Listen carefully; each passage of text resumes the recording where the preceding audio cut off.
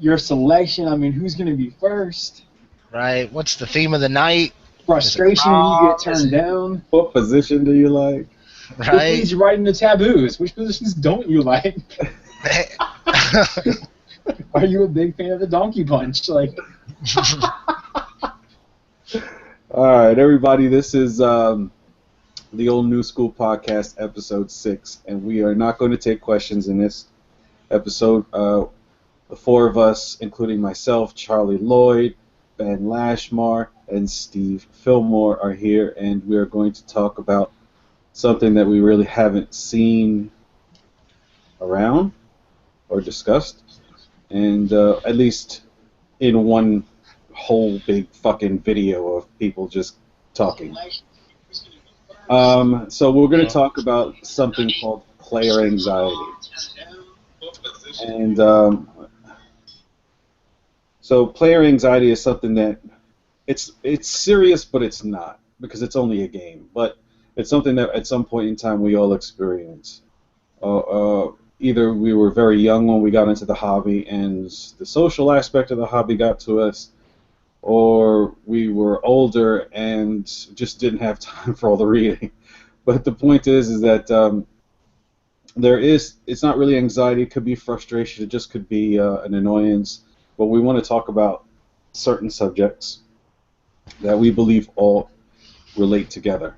And the first subject is when you first either get into role-playing as a young person or an old person, is understanding what the game is, what role-playing is, and then understanding the plethora of opportunities and selections that you have to enjoy. So I guess how can selection be an intimidation factor for somebody getting into the hobby is where we'll start.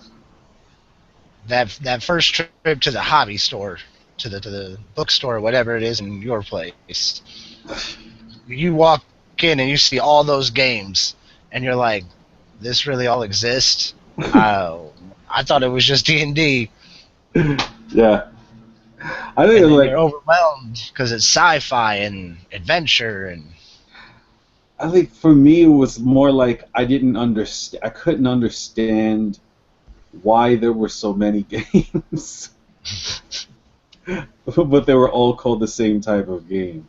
And then when you got with somebody in the store and they were looking at a book or you had a book, they would come up to you and then they would just start going. They'd be like, and you'd be looking at them and you'd be going, yeah, no, yeah, right. Yeah. You know what the fuck they're talking about. It's just perception. I got you. Perception. Yeah, failed perception rolls all day. It was just like, what the fuck are these people talking about? But like, I think most of the time people are introduced to RPGs by playing them first. So that might be a little bit of a better way to be introduced to the game. But some people don't. Some people, I've spoken to people in like the Vampire the Masquerade venue, or even in SGI. Some people have just started role-playing because they saw videos on YouTube, and they decided that it was something that they wanted to try. So then they went into a hobby store, and they were like, oh, fuck. Right. Why? I didn't want to do this. I'm going to go buy Monopoly, dog. This is fucking crazy. Parcheesi. That's what I'll play. Yeah, so that takes us to, like, the selection I don't think is too much of I think it's both, it stirs emotion that's kind of anxious, but it also stirs emotion that's kind of exciting. Because it depends on your approach, really. Because, like, when you go into a store, because it's usually the second time when you go back where you're excited, right? The first time is utter fucking confusion. But then the second time you go back, it's complete focus. You're like, oh, yeah, I know what this is. Yeah, I know what this is. You know, I don't know. What are your thoughts on that, man? I think it's also a little stressful on who's bringing you into the game. True. Because they're trying. You had a weird experience with that, right? Like, you were just like, here, be a GM. That's it. Yeah, I mean, here you go. You've played twice, but we think you'll be fair, so you're going to run it. Those guys dicks. I'm saying, and I'm like, well, I'm not knowledgeable of anything. Yeah. It's all right. Just take this book and read out of it. You'll be okay. Oh, Now go. wow. Yeah. So, you get the DM's guide thrown in your face and then go. Yeah. I mean, that's it's strange to be a DM, I think, and go, okay, which one's the D12?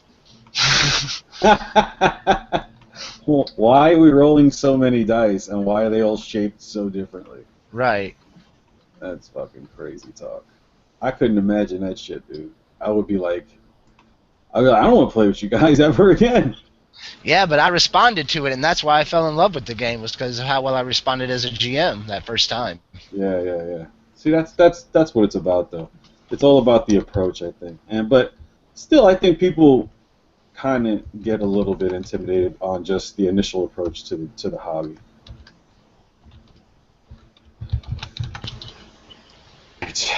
So next up is so you've approached the hobby. You've seen the selection. Then you speak to a couple of people in the store, or you speak to a couple of people online, or you watch a couple of videos, and you start to understand that there's a lot of themes. The most common of these themes is sci-fi and fantasy. But then you realize there's others. there's Asian fantasy. There's cyberpunk. And then you kind of go, well.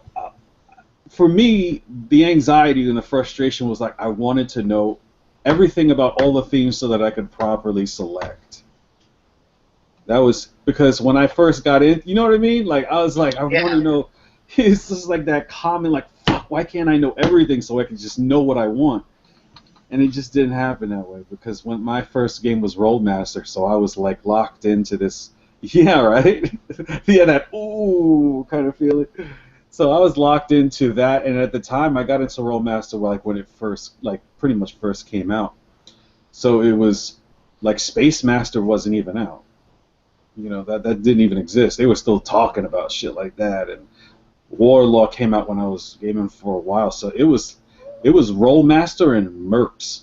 That's what I had. Tolkien and fantasy. What a variety. And then, so I didn't have that challenge as a new gamer, but this, like the themes thing, encountered me much later in life. As I started understanding that, then I started reading up on Shadowrun and all these other games. I was like, whoa, these look interesting. And then I kept on, but then what really got it for me, man, was when the internet got involved, and I started watching videos, and I was like, oh my god, there's hundreds and thousands of games. I wanted to learn them all. I really did. And I knew I didn't have the time. I still don't have the time to learn them all. And that pisses me off. I guess. I don't know. What about you guys with selecting themes? To be honest, my first experience with many themes was I started like most people. I kind of dropped into a random game of D&D and went, oh, this is the thing I've been reading about, or watching about, or hearing about. And this is like the cartoon. This is going to be awesome. It's not like the cartoon at all. Nope.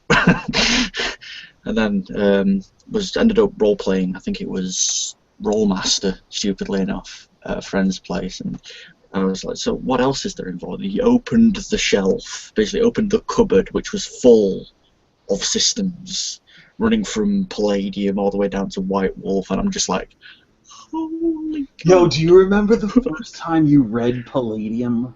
Oh my God, yes I do. And the headaches. I was like, what the fuck is this? So this is your structural damage capacity and your mega damage capacity. I was like, what? Why is this? How is this playable? What is this? And then you play a game and you go, oh, it's much simpler than I thought it was. Yeah, but it's like, they use so much big words. What are you using big words for? And Palladium was that scary system because you look at all the other books and like the first like 3/4 of the book is fluff and then there's a rules chapter. And Palladium backwards, it's like here's your 3/4 of a book rules, and then buy these other books for fluff. Good luck. That's just that. As far as themes are concerned, Palladium was probably the most intimidating. That's why I was happy I got involved with Rollmaster first, because people say what I'm saying about Palladium about Rollmaster. They're like, dude, that's just too fucking much. So like, I guess I just find it interesting. But when I started playing, or at least attempted to, because I really just got to the point with Palladium, and I'm going to be straight ass honest with you, that I put that book in the fucking shelf, and eventually it found its way to the used bookstore, because I was like, I'm not going to find anybody who's going to be interested in playing this at all. I was like, But that was, yeah, Palladium is definitely one of those games that really like keys in on that theme of intimidation. As far as just the initial approach to the book, there's a lot to it, and I'm sure that Rollmaster has that impact on others too. Classless role play with unlimited skills at your disposal, and this and that, and tables, and everything's got a table for something. It's just, oof. It's tough, man. But we're gonna fucking hammer through these, I think. But it's okay if we do. We can continue to fuck on, right? Right. Don't fucking matter. All right. So then there's frustration. What frustrated you about getting into the role-playing game hobby? For real. Just forget about all the subjects that we're looking at on the screen that we outlined. But what was the one thing that just fucking... Oh, fucking math. Math was never my strong point, but a lot of the systems I got involved with straight to start with had a lot of high-level math, and you just sat there dividing x by 12 to get your fucking armor class. Thaco used to drive me up the fucking wall. I never understood. It's like, why do I have to roll something to hit -2? It doesn't make sense. Why does 17 hit -3? Why? That's so true, though. Like, just the whole Thaco world was just fucking nuts. Because then there was that one kid that you was playing with that knew Thaco, like, right here. He knew it was off the top of his head. You'd be like, I got an armor class of 6, 12. You got to hit a 12. How do you fucking know that? What's wrong with you? Don't you have something to do? Right, but I mean, that's the frustration in of itself. Like, when you first start playing, because you always play people who know the rules better than you do. Yeah. And like, it's a double frustration, right? Because you want to be able to do the best for your character you can, and you don't want to look like a fucking retard at the table. And sometimes you end up doing both. Right. You know?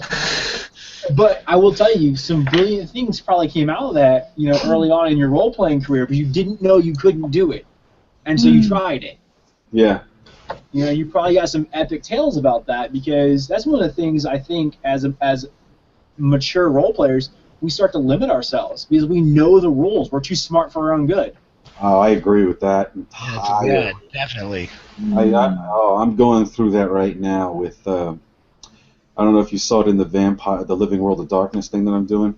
I put up a little checkbox, and I was like, I want to see, you know, how fucking think-headed you are, you know.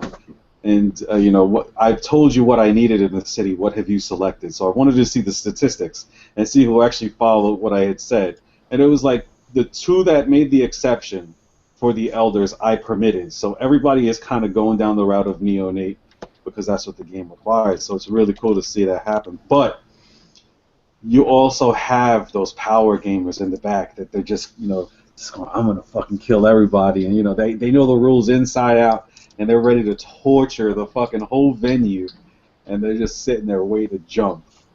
Which I think is, you know, that might be another frustration that I've ran into with some players, and actually even players that most of us know, where they turn it into a dick measuring contest. They're not concerned about a story. They're not concerned about plot advancement. They're concerned about, you know, how badass they are and how good they feel that everyone's like, oh wow, you're so good, and that gets to be frustrating too. Yeah, because they're really not. Nobody's really good. Like, I've always said it, you know, in the 5 questions video that I made for Andrew back in the day, and then even before that when I had some interaction with him, I had said, you know, there is no best role player in the world. There's no best role player. I don't give a fuck what you know, how many fucking systems you've played, how well you are being creative, how good your narrative is, and if you have the whole fucking package, you still have to play with that 13-year-old kid if that's your only option, and you got to pipe that shit down so that you can make the game workable. And you have to be flexible enough to sacrifice all that fucking grand knowledge so that you could play the game, because really what's the dictator of mastery is how you play with others, not how you play by yourself. Right, it's a cooperative game. Mm-hmm.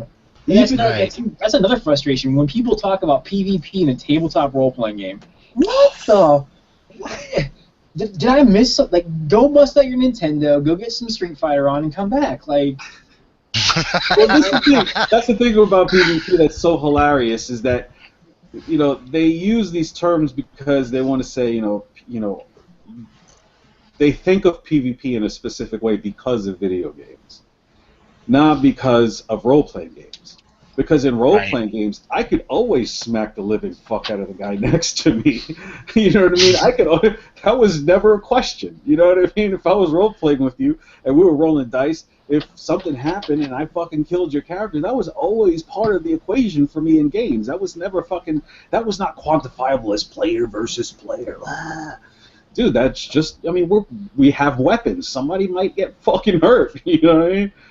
So I just never really thought of, you know, compartmentalizing that type of thought into like this PvP kind of thinking. But I tried my best to. I did. I made a video on it and everything.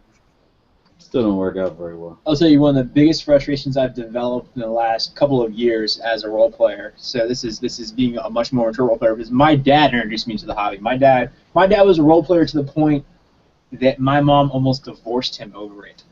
Because, you know, she would clean up the house, his boys would come over, they'd play. She'd get up 8 o'clock the next morning, and you got, like, Cheetos in the lampshades, dudes passed out all over the place. Like, you know, I know it's cool once in a while, but when it became like a 4-day-a-week thing, I don't think she was down with it anymore. But what I've noticed now is what frustrates me, the stigma that comes with the hobby. It's stupid. Yeah, it's stupid.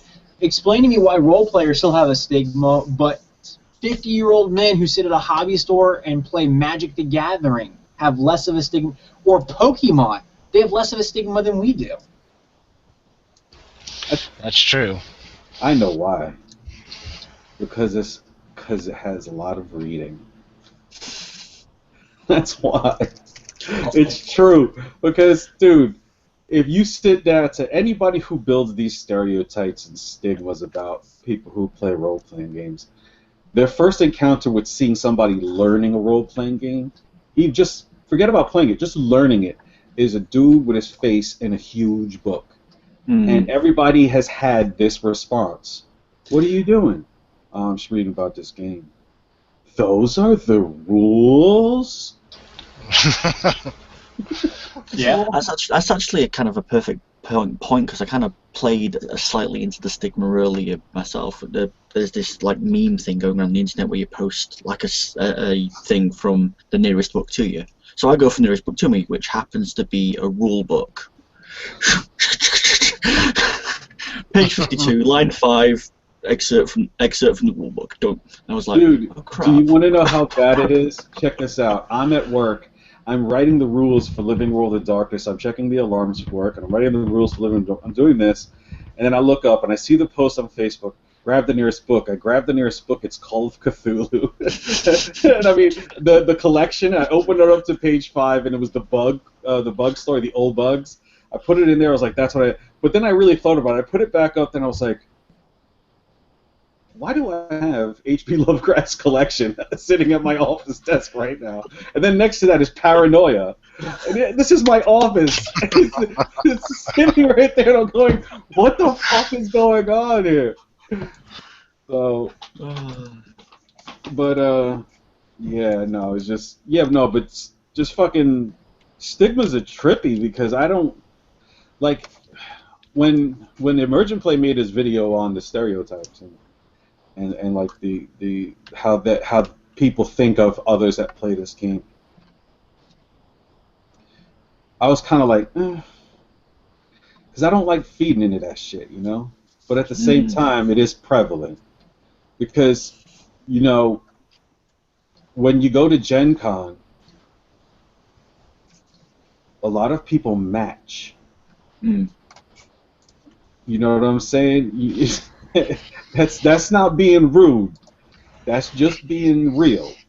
And Right.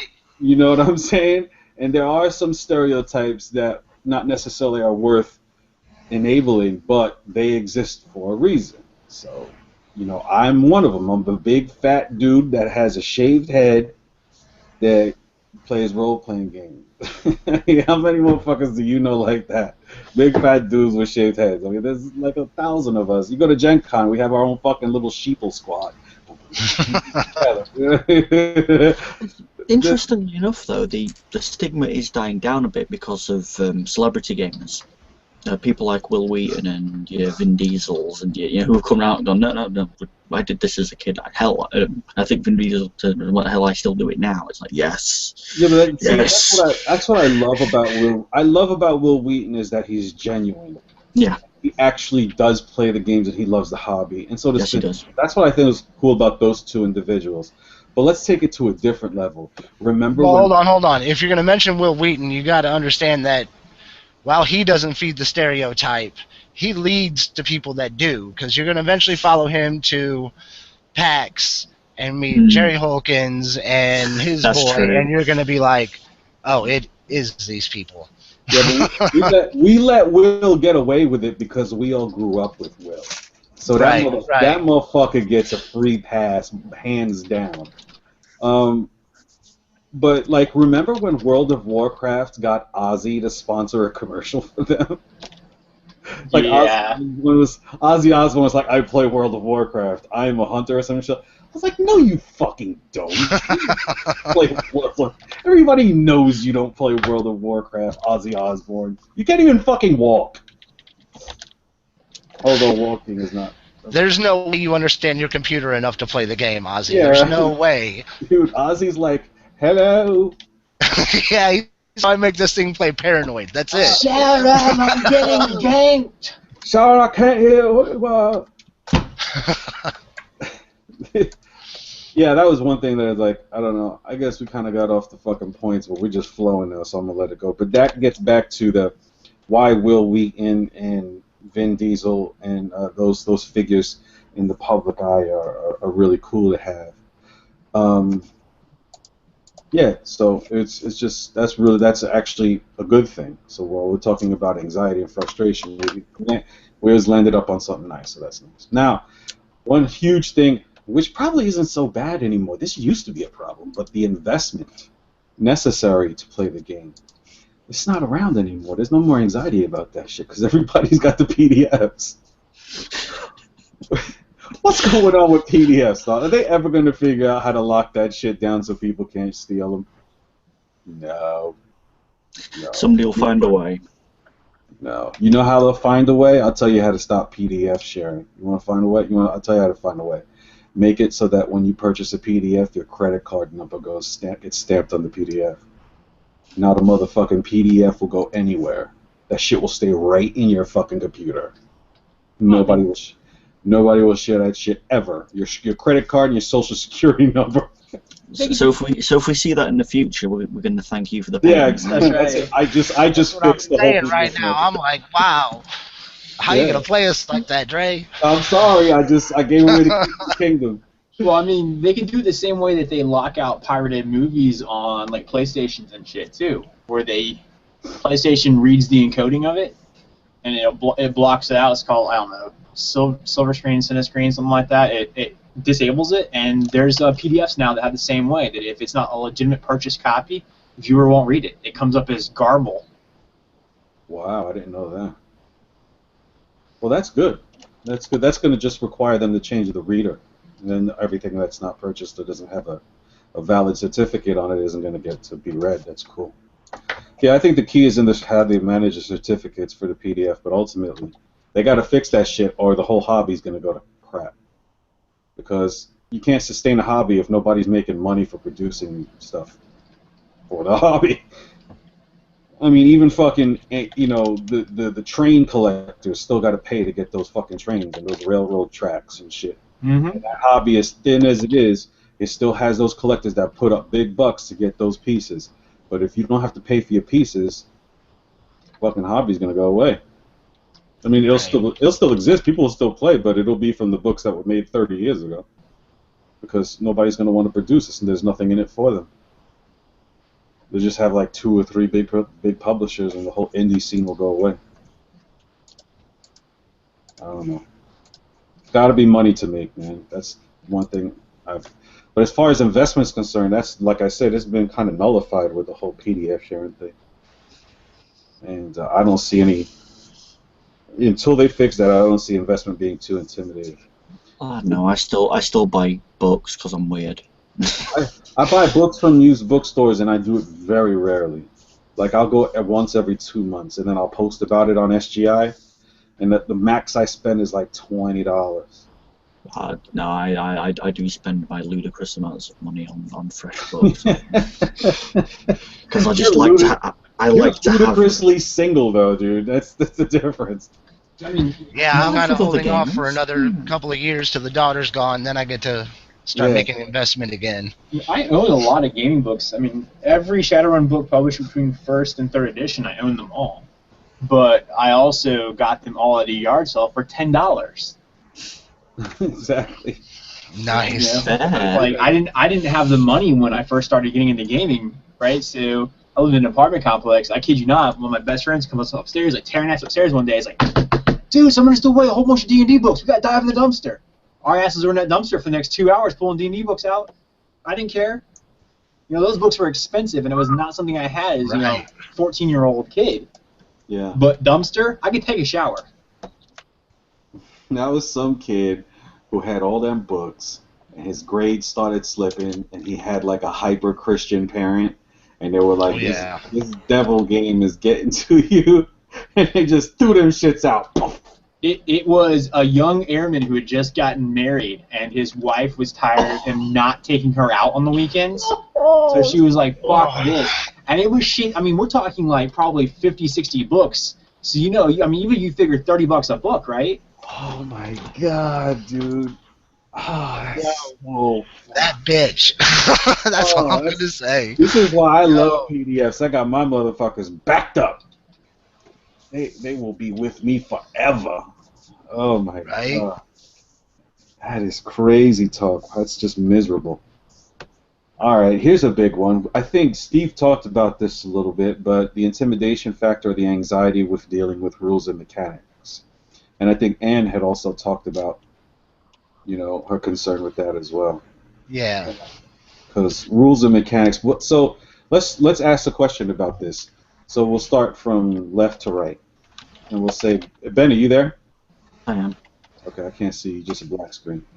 Oh, sorry. All right, so what do you do? How do you go when you get a new game? Say you're a new player, but you're not. You're an experienced player. So how do you learn a new game? When you go through the core rulebook of a new game, what do you read first? How do you go about learning the game? Oh, shit. Yeah, that's right. The lights are on. The lights are on now, baby. The books are coming out.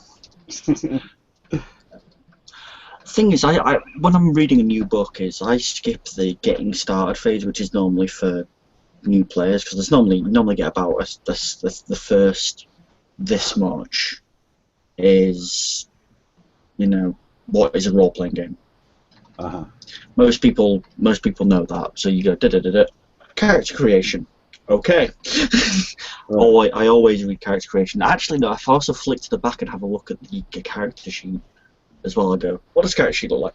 Oh, cool. Okay, now let's put this in context. Right. I always look at a character sheet first. I don't know why. Right. No, yeah, I do the same thing. They go along. And then from there, I do core rules. You do the character sheet, you do the game mechanics, and then you do the canon. Yeah, I do rules interspersed with canon. I kind of do a bit of one, bit of the other, so I can do. So you go back and forth? I kind of put it in context as and when I feel like it. Right. Okay. How about you, Charlie? Oh, man. Pretty much the same as Ben, except for a lot of times I find myself trying to, as I'm doing that, role play out a scene. I'm putting it into that extra step of action after the context as I'm doing it. Mm-hmm. Okay. And Steve, what about you? How do you learn a game? I'm generally a dick about it. I learn a new game by finding someone who knows the game Right. and having them explain it to me, and then literally jumping right into it. Make your character, go for it, and then trial run it. You can always get corrected. There are too many books out there for me to have to spend this time reading 300 pages out of every core rule book. It's a lot easier for someone who knows it just to go, look, here's 300 pages of shit, or I can tell you the 40 things you need to know. It's a lot easier to remember 40 things in 300 pages. Yeah, the way I guess I kind of mix. So let's take World of Darkness. The way I learned World of Darkness was playing the game first. And I played it completely wrong. I didn't play it right at all. Simply because after I played the game and I understood, I was lacking something, I had to start reading about the canon. Because World of Darkness is a storytelling game, so you have to know the canon in order to be able to make the right decisions, in order to be able to set themes, in order for the storyline to make sense. So let's take World of Darkness, for example. I read the canon first for World of Darkness because it was mandatory for me to participate in the venue that I was playing in. Then I read the mechanics, and it made sense. It made sense to me because the mechanics were complemented in this specific game. They were complemented by the storyline. I understood why willpower and blood points and all these things are used because of how the ambitions were set in the canon. So World of Darkness was read that way. When I first started off, I'm not Eclipse Phase, I'm going to get to Eclipse Phase in a second, but Rolemaster was the complete opposite. It was character creation first, then learning all the tables, which really took a long time. And since there was really no set canon inside of Rolemaster, except if you bought Shadow World, stuff like that, it was really just, at the time when I started playing Rolemaster, it was just the main 3 books. So there wasn't really too much developed at that point in time. But as it grew, they started making source books for it. But mainly the way Rolemaster worked was with the source books that you got were just creatures and treasures and monsters, and it was always something that was just more about the stats. So Rolemaster taught me to just really just sit down and read mechanics. But then the big one, and the reason I love the game, is Eclipse Phase, because Eclipse Phase, when I read it, I read Eclipse Phase before I really played Living World, or just World of Darkness. And when I read Eclipse Phase, I had never read the canon before I read the mechanics. But when I read Eclipse Phase, and I think that Ben can attest to this, you can't read the mechanics of Eclipse Phase without reading the canon, because the canon is the game. Cthulhu Tech is the same way. And so I've heard. I haven't read Cthulhu Tech yet.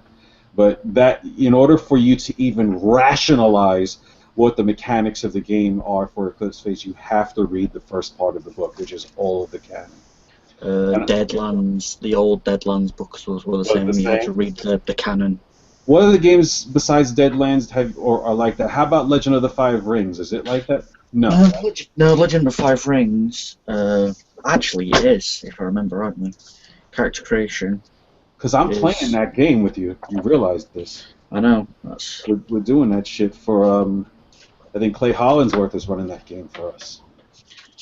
He says picking up his copy of the latest edition just to have a look. Is he really? I gotta do the same. Dude, I have to learn Paranoia in 1 week.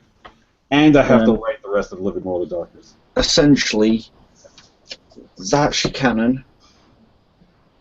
Okay. Which is essentially the first quarter of the book. The rest is rules. Holy shit. Well, it's actually flavoring and whatnot. Let me see the front cover. What edition is that?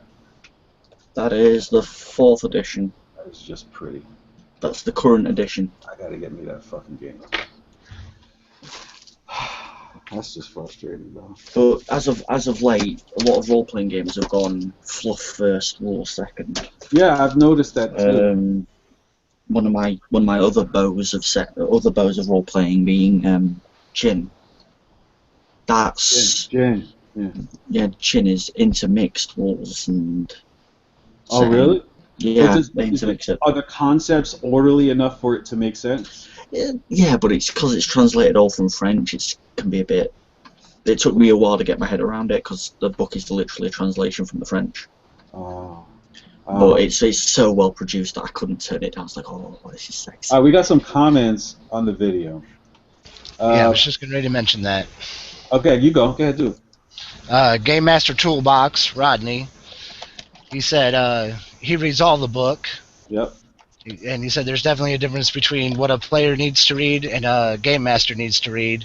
That's and that true. the game master should read the whole book. Yeah. That's true. So that's why I was a little bit quiet through that segment, was because I had to do all of that from a game master scene right off the bat. I mean, all of it. It was like all of a sudden, okay, here's this whole book I need to read, and then I also need to read the player's rule book, and then at least get to know the monster manual. Oh, boom, here you go. We're playing next week. Good job tonight. So that was real intimidating. Yeah. Rodney says watermarks on PDFs can still be removed, so that fucks that idea. Yeah, but they can't remove the certificate on the PDF. So if they burn it into the certificate, if you remove the certificate from the PDF, the whole thing will just be destroyed. There are ways around the video stuff as well. I'm sure there are. I don't know. Fucking spouse from hell. He's talking about that story that Steve was talking about. Right. All right. So let's go on. So let's see. How long have we been at it? I don't even know. It just feels really natural right now, which is real cool. So we're at about a half hour. I think. Steve, are you still there with us? I'm here. Okay, cool. All right. So let's look at the rules and the mechanics. But did we really answer that? Like, I think we did. We just said that in order for the newer games that are out, in order for the mechanics to make sense, you got to read the canon. And then for the older games, it's probably best if you just start with character creation and then. Yeah, I think the only time that would ever differ is perhaps like in some of the universal systems like GURPS or Torg or Master Book, because they're rules and then you can get your fluff later on. Is he chopping up? Yeah, he was chopping up. A little bit of chop. Yeah. Yeah, sorry. No, that's cool. So yeah, that's a game I've always wanted to play, Torg, because after Brian Gregory talked about it, I always want to sit down. What's up with Torg, Steve? All right, so Torg stands for That Other Role-Playing Game.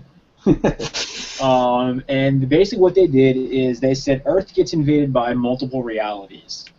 And so you have, like, the living world takes over the U.S., and that's like dinosaurs and the Hollow Earth.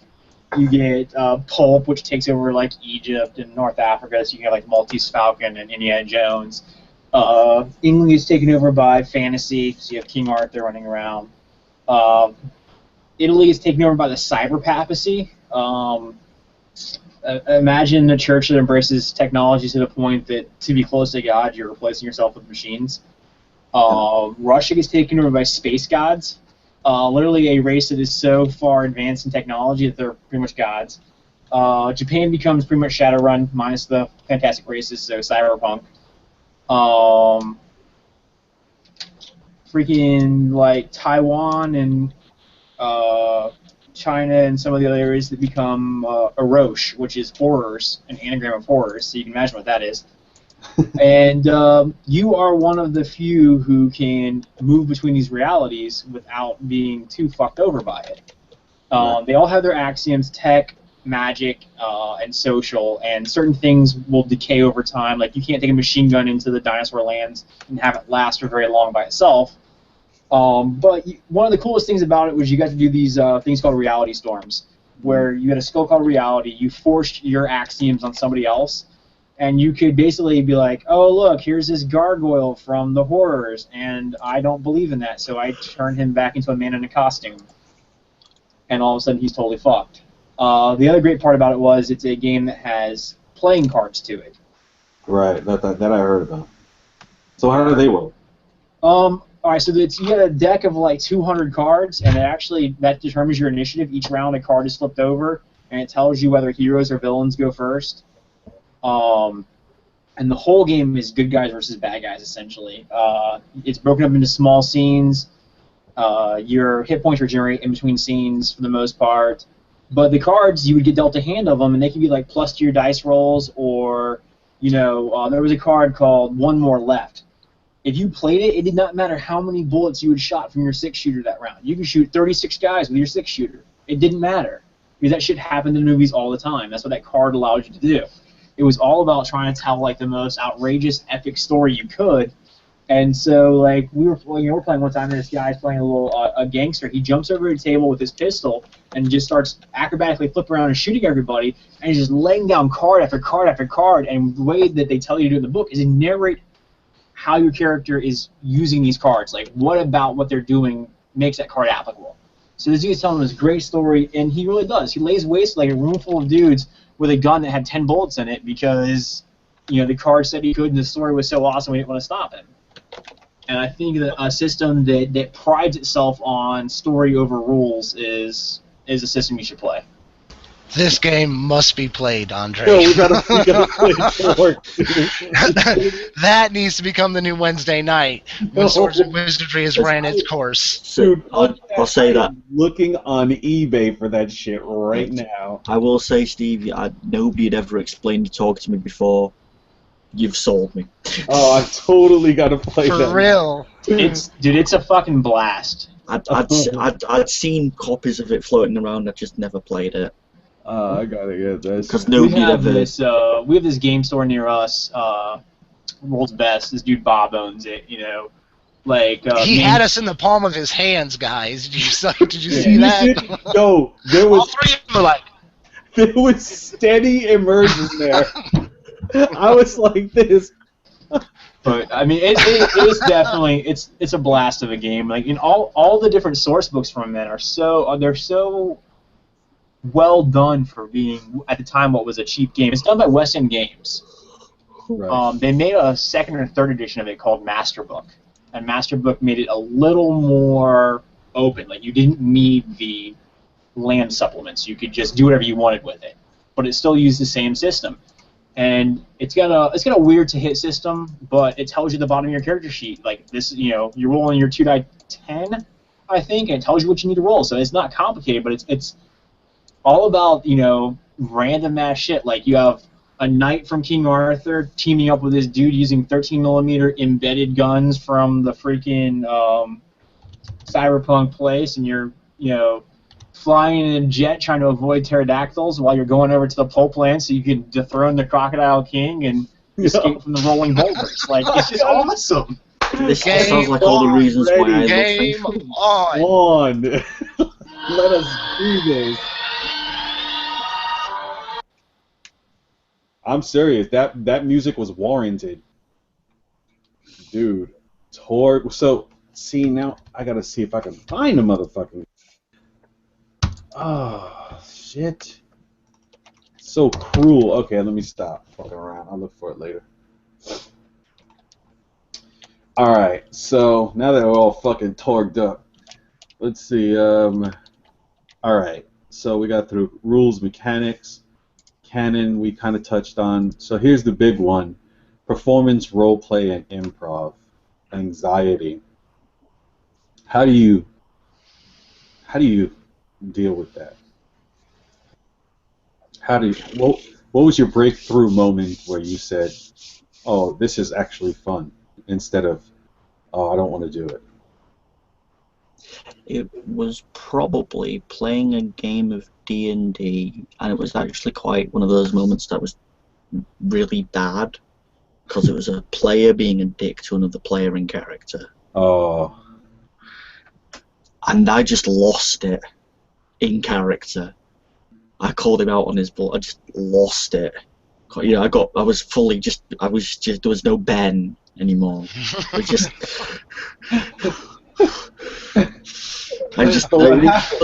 was one of those moments where the character just took over and ended up just spouting what this character would say with full vitriol and everything. And then Ben seemed to snap back into it and I went, and now I'm rolling initiative.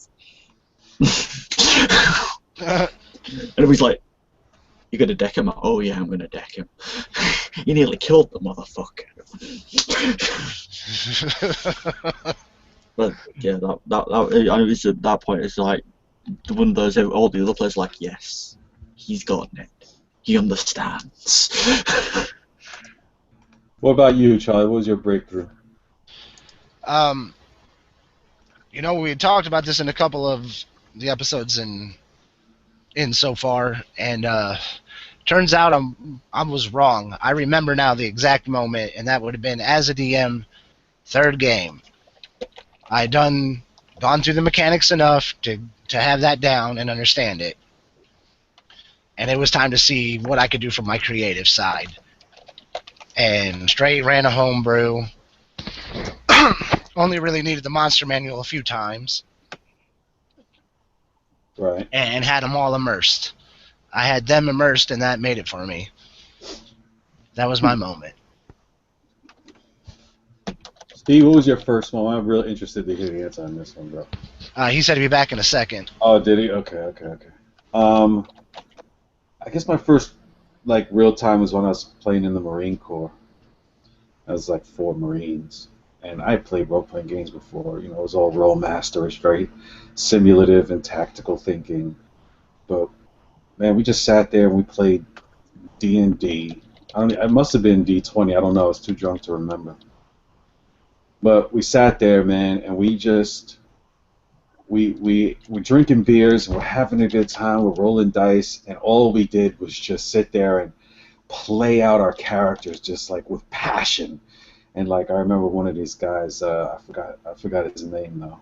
He was a corporal, and he got up, man, and he stood up and he took his Marmaluke sword, his NCO sword, and he just put that shit on his side, and he's like, and I take my sword out. Everybody's like, God, dude, slow the fuck down. Wow. Yeah, he's like, I take my sword. He just whips that shit around. We're like, dude, you gotta fucking put that shit on one day. Slow down, you hurt yourself. And he was like, and I take the fucking thing and I ride. He starts screaming. By the time we were done, man, the next day, we all recovered. We had hangovers. We were just laughing about it, man. And I was like, man, I want every role-playing game from now until forever to be like that. Just fucking 100% passion. And it was really just, there wasn't anxiety. It just caught me by surprise that role-playing games could be played that way. It was just funny. It was just, and I never forgot it. It just held such a big impact on me. But more importantly, improv role-playing is very intimidating. Causes a lot of anxiety for people, both GMs and players, I think. Oh, definitely. Improv is tough, man. Improv, it's no joke, because when I do Sarah Fishall in the Vampire the Masquerade experiment, I'm notorious for having vocal slips. Because I'll be on a fucking rant and I'll say some shit that is just completely wrong. But I won't care, you know what I mean? I'll say some shit and I'll be like, did I just say that? And then I'll just fucking keep on going. And then I'll make something up in a story that made it seem like I meant to do it. But dude, playing Seraphis is tough because he has long fucking monologues. He just because that's his personality. He's Southern and he's a Tremere. He's arrogant, and he just goes on and on and on. And yeah, so I really tested my improv skills to huge levels with Seraphis' character, and I hope for your Bruja you do the same, because that's going to be very interesting to see. That's why I brought who I brought to the table. There's a comfort zone in improving with him. Thanks to Munchausen. Ben, are you going to play in Living World of Darkness? I didn't see you do anything. Dude. Dude, it's going to be That's a negative. That is a negative, sir. Yeah, it's currently a negative, yes. We'll make you Primogen. I don't care about being Primogen. Make you Prince. I don't care about being Prince. That's a short-lived position. Make you Archbishop. Fuck that bullshit. I know what this about like. Make me. I'll make you. Make me Jonas Albrecht. No. Here it is. I'll make you be the creative director for the Kwai Jin. Fuck off. And the leader of the Kwai Jin. How about that? Nah, I'm good. I really am. All To be right, honest, all right. I want it to succeed. It's just It's tough. It's tough. It's tough to participate in a living venue. It is rough. But, and I know I'm going to be busy. So. Oh yeah, what do you? Oh, that's right. You still got the wrestling thing going on. Yeah, I still got the wrestling thing going on. Yeah, that's cool. All right, so I guess we're gonna have to evade that for the subject on Steve's side until he gets back. So Steve missed probably the two important things that I wanted him to talk about. Right. We're gonna go back to performance roleplay and improv with Steve if he returns. The social arena. We talked about stigmas and stereotypes and shit like that.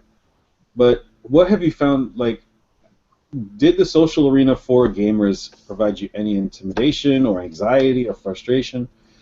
I know it has me many times, but you go you have to comment. I'll be right back. So you guys talk it out.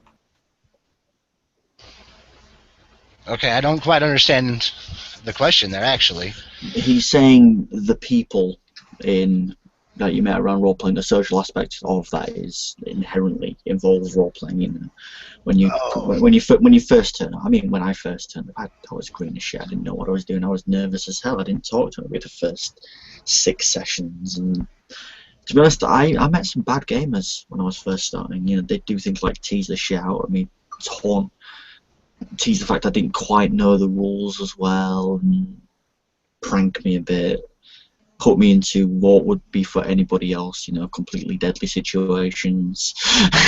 See, now, that is the crew I started with, and the GM I started with, and that I replaced. Yeah, so...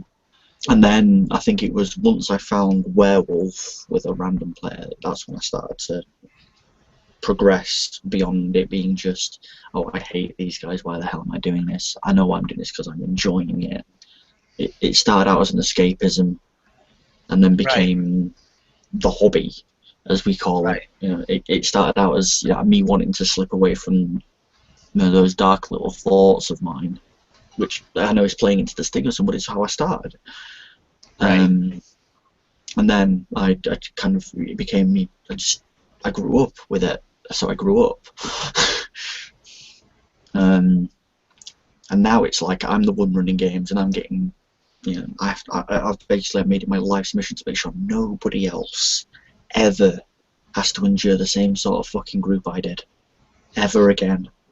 Because that shit can pull you right off. It stops people turning up to games. It gives you a bad rep.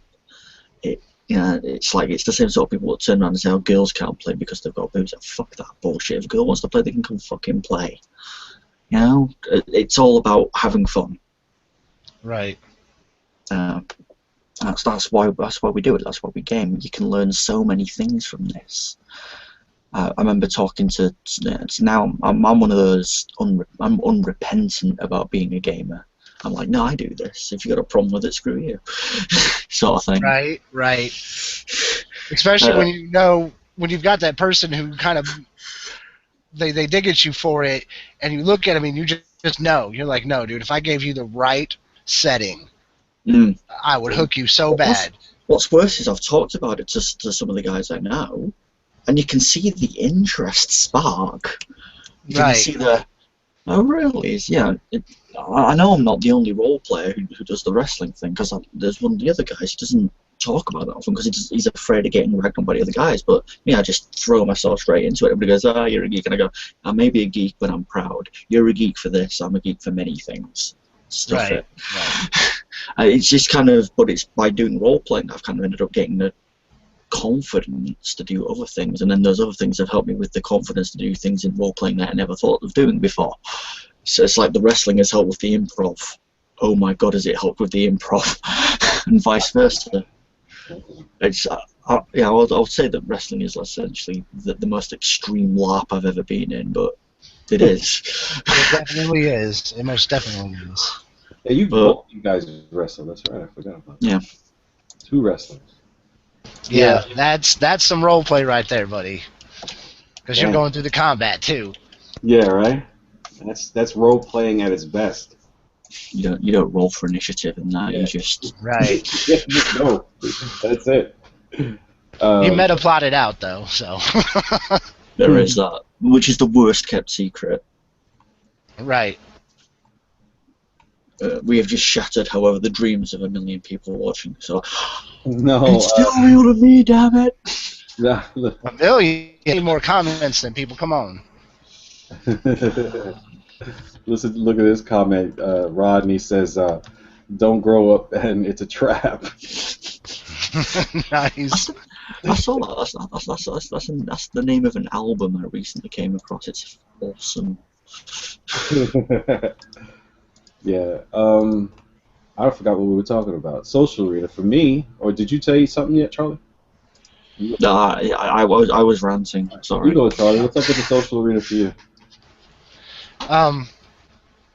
Well, Ben had started kind of alluding to it in a way with his gaming group he was with, a lot of bad gamers and a devious GM. That was the crew that I GM'd for and the GM that I replaced. So it became a mission off the bat not to be that person. That's why I was thrown in the role. So, social arena. Otherwise, I've met a lot of gamers that match the stigmas, but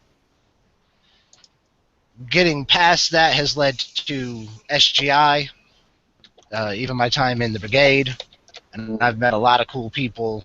So, fuck whatever stigmas are out there, and fuck the social arena. I'm playing my game. Yeah. One thing I don't like, regardless of what I've learned about the social arena and gaming, is that I can't seem to get along with people that are arrogant about their gaming. And that's pretty prevalent. You usually have people that are either arrogant about being rulesmiths or arrogant about being, a certain type of performance role player. I think as long as I'm surrounded by people that have a certain amount of respect for the game and they have a certain amount of humility for playing it, it usually works well for me. But if I'm around people who, boast and brag about the way they play and talk about how they know how to play and my way is the best and stuff like that, I don't know. I just can't that's the only part of the social arena of role-playing games that I don't like. I like to learn from people, so when the people that I'm surrounding myself with have an air of arrogance about them, I can't find myself learning from them. It really Right. it affects the way that I just deal with the whole process.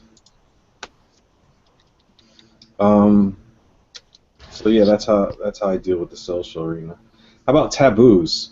How about anxiety over taboos? Rape in games, stuff like that. You see, things like that have only just they only really started coming up recently with my White Wolf stuff. And to be honest, I see everybody's point on both sides of the argument. It's a good plot point if used correctly and sensibly, like any other plot point, like murder or drugs or just serial killings. I've played some very dark games with all these involved. So, and when you're playing it, you don't think about how taboo it is, and then you look at it from the outside and you go, "Oh, hang on." The way I'd put it is the way I'd put it with a lot of, just like any other story. It's, you got to look at it in context and see how you have to approach it. Yeah. With some delicacy. Don't make light of it, but at the same time, don't heavy-hand it either. It does a disservice to it either way if you do that. If you make it ridiculous and somebody hears about it, you're making a joke out of a terrible subject. If you treat it too light, you're obviously not giving enough support. So it's just one of those. It requires balance. And some people, for that reason, don't touch it, and all power to them. Because it's not so much scared; it's that they know it's a taboo subject, and a lot of people are like, yeah. It's me. I'll go for it if I think it's worth going for, but a lot of the times I don't touch it, if only because I know my players. And that's the thing, you've got to respond to the players you've got in front of you. Yeah, If you think your players, if you think your players are going to go for it, yeah, you press that button. If you don't, you just carry on, jog on, find something that will hook their attention. What about you, Charles? I am nervous as hell about Oktoberfest and the fact that my game is asking for you to bring your taboos to the table. Nice. I'm like, man, I know I'm going there. I knew I was going there from the get, but that ain't stopped me from just going nuts about it in my head. Yeah. I've thought it, overthought it, rethought it, and It's gonna be good. It's going to be interesting, though, because that's what I've asked for, so that's who should arrive. I shouldn't offend anybody by going there. And it's all for a purpose. If it wasn't right and going to work itself out, I wouldn't ask for it. Right. But it's all the point, so... For me, it's pretty interesting when we're doing the Living World of Darkness thing. Matt Parsons is playing Jan Peterzoon, who's a Ventru. He's an elder. And Jan Peterzoon can only feed from victims of rape. Wow. That's rough. Isn't that rough? And he had a real legit concern. He didn't want to play up to that. So I was like, let's just assume that it's happening, and we won't perpetuate or glorify it. We'll just say that the after effects of what was required for you to feed has occurred, and you're feeding. And he was like, okay. He just didn't really feel comfortable. I don't think that he did. It's not a question of what he felt comfortable with. It's just that he probably just didn't want to offend people. So it was just he's just being careful, and I respect that. So, but that was something that just recently happened with taboos, and so that's one thing. I personally don't think. I think that the after effects of rape or something that's really molestation, all that stuff, those really dark themes that can come into games. I don't play them, but I will, if I'm in a detective game, I'll play the fact that they have happened and that we have to deal with them or stuff like that. But I won't sit there and be in a game sitting at a table or in a hangout and have somebody performance role-playing out a rape. I'll be like, no, you just really need to stop. That's not happening. Right. Yeah, that's a bit much. So that's how I feel about it. And the last one was, Steve, are you there? Yeah. Oh, cool. We want to go back because we talked about the anxiety of how to deal with performance, role play, and improv, and we were very curious to see what your first real moment of breaking through that wall of anxiety and just really opening up to performance, role play, and improv was. Wow. I don't know. For me, it's really different. So my first experience role playing was with my pops and my mom, and folks like that. My mom DMing and my dad playing, and I'm like 8 years old. So it was very different. But I got to college, and one of my degrees is in theater, and the guys that I role played with there were the same people that I was in shows with. And so nothing felt out of place. It all seemed really natural. And then I moved down here and I started gaming with main man, Underwood, and in that group, some really great role players in that group. I love them all to death. And I'm playing this halfling cleric, something that Ander hates. And we got into some. I can't even tell you what it was about, but we got into some really weird situation in the game. I know it came down to having to do with one of Anders' NPCs. This little girl was basically the reincarnation of evil, and I'm playing, a good cleric, so I'm like, fuck it, I'm gonna murder her. I don't care the fact she's a little girl. And the whole party was obviously very much against this because here's this guy who says he's good is gonna murder this little girl, and as the storyline progressed, it actually got to the point where myself and a lot of other people are playing, and people thought that we were going to get into a fist fight. The players, they thought we were going to get into a fist fight, and it had the role playing had become so intense that myself and this other guy are literally streaming tears, crying because of the situation. Literally, our characters are crying in the game. We're crying in real life, and are on our toes, screaming at each other about what's going on, and you don't. It's that awkward moment that doesn't happen beforehand; it happens after, because when that scene's over, when it finally you get that chance to realize that you're not this 3'4" halfling that's fighting to save the world, and the other dude isn't this guy that for some reason you've attached to and you have his back through thick and thin, and now you're at odds. And everyone in the room is dead silent, and all eyes are on you. And there's that awkward moment of, like, fuck, I didn't mean for that to happen. But I think that might be the best element of roleplay.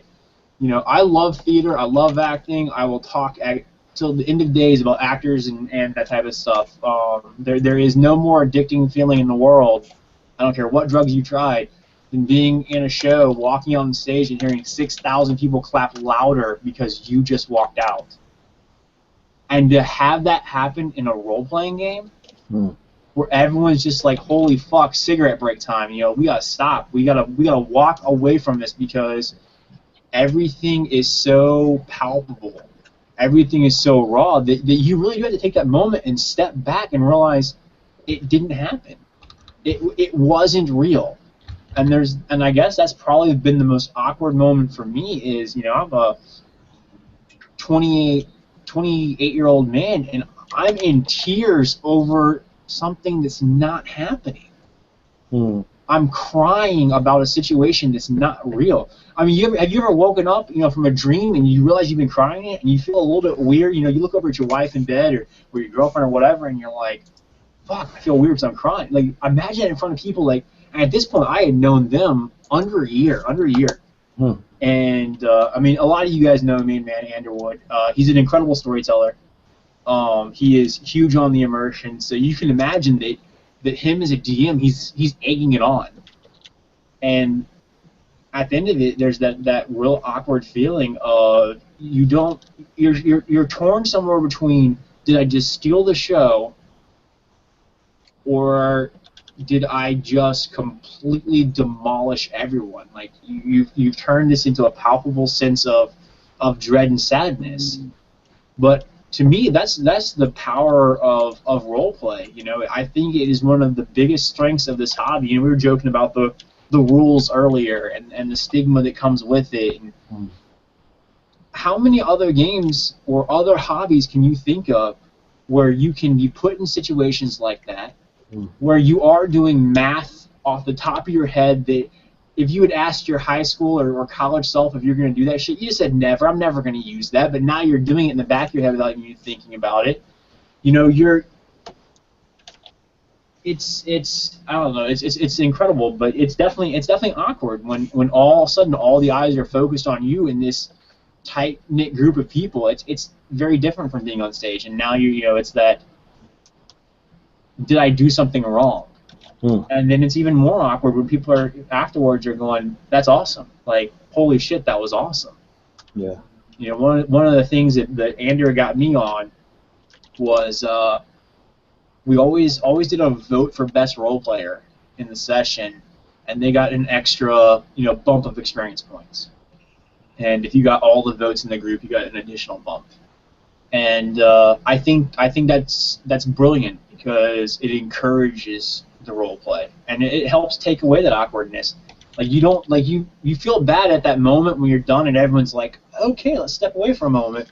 But then at the end of the game, when 5 players are like, all right, hands down, it was him.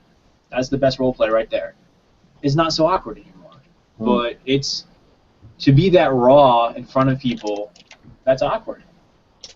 Yeah, it is. And I think that's a big danger for new players, because everyone gets attached to their first character. Everyone gets attached to their first character. That's your baby at first. It's the only character that you'll ever make in your entire role-playing career that you made sure your handwriting was neat on the character sheet. That you bothered to write down all the shit that's actually in your backpack. No, we don't do that anymore. Right. You tracked your number of arrows. Your copper and gold pieces. And then all of a sudden you're in a situation where you're about to lose that shit. It's about to go away. That character's not going to exist anymore. and there's that fear, and that produces this overwhelming emotion, and I think that it's a danger and an experience, a danger and a benefit that all new role players should be warned about. That it's something that's going to happen to you. There's going to be that moment where you lose yourself. You don't separate yourself from that character at that moment, and don't be afraid of that. Just make sure that at some point you can step away from it. Like, don't go home and like start murdering people in the hallway because you think they're kobolds. Maybe the cops called on you. And I don't care if you think you're wearing some +5 plate mail. Bullet's gonna hurt. It's fucking excellent. Steve, you are Mr. Captivating. You are the official SGI teller of tales.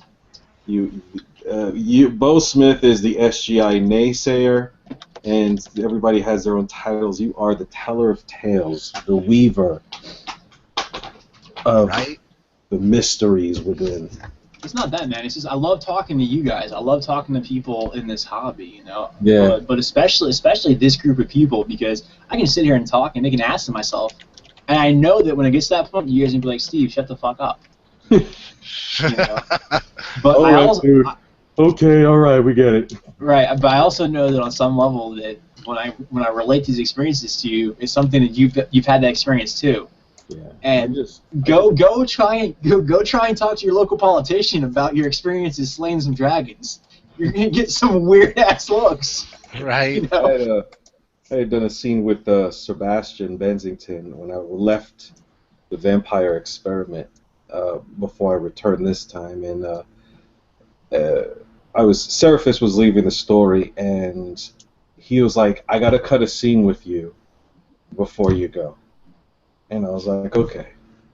So what happened was he revealed to Seraphis that Samuel Devlin, who was played by Andrew Wood, who was killed in the game, who was Seraphis's sire, his father. Well, Sebastian's character was a Giovanni, and they're like masters of spirits. Well, he had testified to witnessing the ascension of Samuel Devlin's character into heaven. And you know, I literally, dude, I sat there, and when I heard the news, because the way I play the experiment is the way we're going to play Living in World of Darkness. It is, where do you want to meet, who's going to be there, let's set up the scene, and we don't talk about what we're going to do. So when he told me the news, I was literally in character surprised. And you could see that video. It's on my Seraphis Shaw account. And when he told me the news, I was so involved with the Seraphis character, dude, that I literally just started crying right there on the spot. I couldn't deal with the news. The news for the character was so intense because of all the things that Seraphis had been through.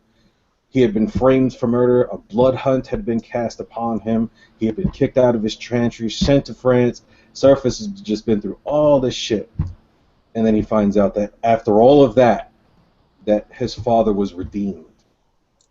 And he fucking lost it. The character just fucking started crying. It wasn't me, dude. It was Seraphis. It was that character that just lost it.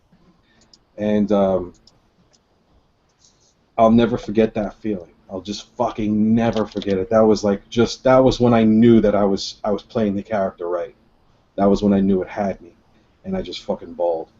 I think our whole clan got a lot of mileage out of the whole Devlin death. Oh, whew. I mean, I got to do the scene with Christian, and Christian and I, to that point, had only ever dicked around in videos, like, you know, chat, you know, like chat like this, and you know, also I'm playing a character that's a child of Sam Devlin, but a dude who's been a ghoul for 350 years at that point, like never given that gift of being a vampire, and yeah, I mean, I did that. I think Jin was in there too. Yeah, but that scene. That was when you screamed at the end of that video. I was like,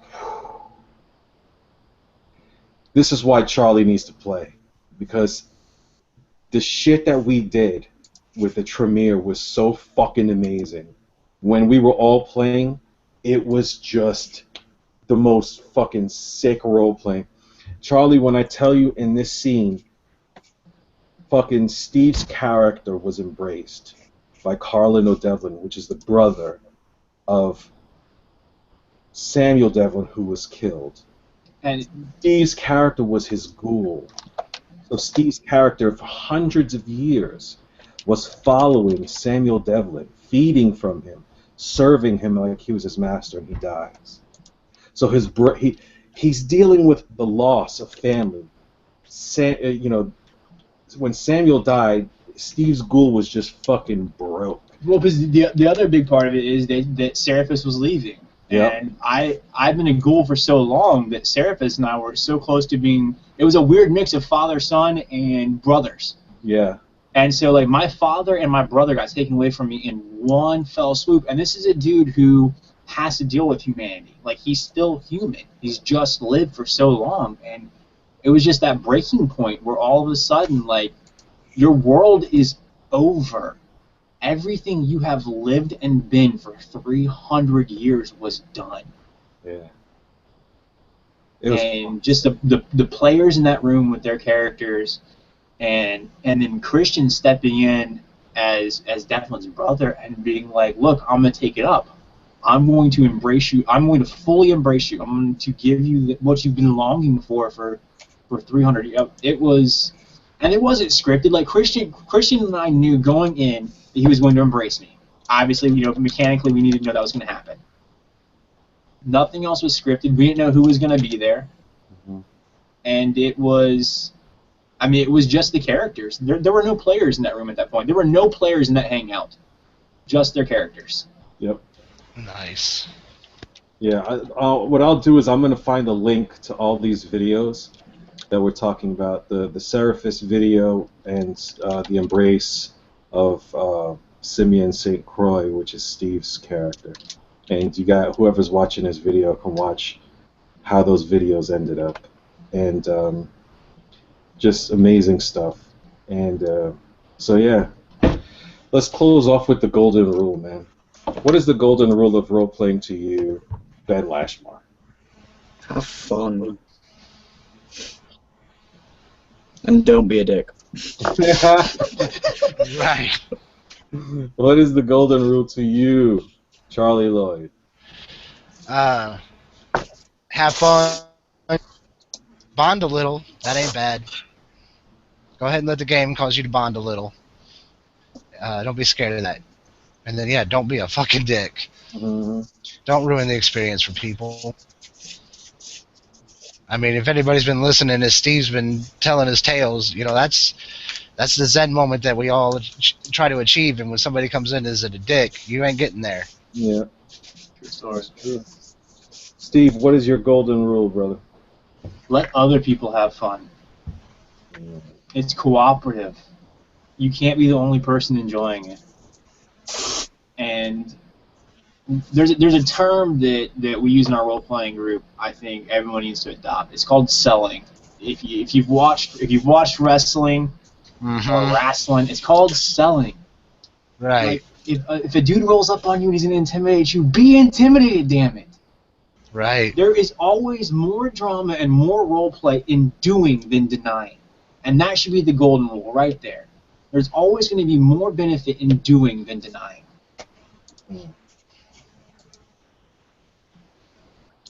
What about you, Mr. Martinez? Right. The best way to consider the game is to consider everyone. So the key word, the golden rule is the golden word, is just be considerate. Worst games I've ever played with was when consideration was thrown out the door. I think consideration is like one of my favorite words in the English language. If you stand by the consideration of others, no matter, and yourself, then you're doing that as the precedence, as the prerequisite for playing a game. Then everything else is just natural. Also, read the fucking book. Yeah. Read the fucking book. That's right. Yeah, definitely. I've made that mistake, and yeah, just read the book. But I think that's it, man. What a podcast. I had a really... Yeah, we knew it was going to take an episode to get through it. Yeah, we did. Because we knew everybody was going to have to tell tales. Yep. Well, all right, man. Well, this is the Old New School podcast. We'll go from left to right. So, this is the Old New School podcast, episode 6. My name is Andre. I'm Ben. I'm Charlie. I'm Steve, or so they tell me. And we'll see you guys later. Bye.